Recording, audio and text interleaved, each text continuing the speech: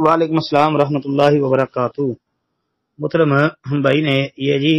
سنن نبی داود کی ایک روایت بھیجی ہے، سند متن آگے ترجمہ بھی ہے کہ ایک آدمی اپنا تہمد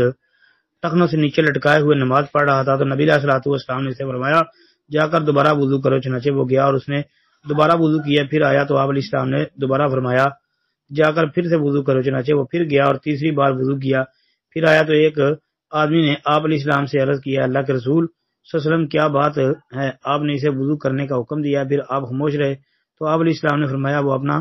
تہمد ٹخنے سے نیچے لٹکا کر نماز پڑھ رہا تھا اور اللہ تعالیٰ ٹخنے سے نیچے تہمد لٹکا کر نماز پڑھنے والے کی نماز قبول نہیں فرماتا۔ محترم بھائی کہتے ہیں جی اس حدیث کی تحقیق سٹیٹس اس میں صحیح کا لکھا ہے، یہ حسن درجے کی حدیث ہے جی، سند اس کی حسن ہے انشاءاللہ۔ تو اس میں جو ابو جعفر ہے انشاءاللہ وہ حسن الحدیث راوی ہے، بعض اہل علم نے اس کی وجہ سے اس روایت کو ضعیف کہا ہے، لیکن ضعف والی بات جو ہے وہ صحیح نہیں ہے،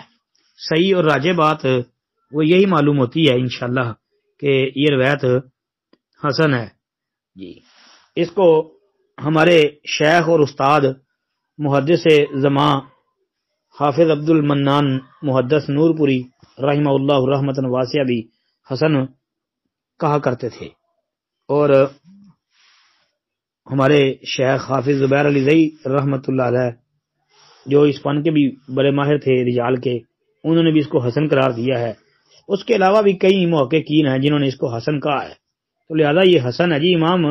نبوی رحمۃ اللہ نے اس کو صحیح قرار دے دیا ہے، آپ دیکھیں ریاض الصالحین وغیرہ، تو لہذا روایت ثابت ہے جی۔ السلام علیکم ورحمۃ اللہ۔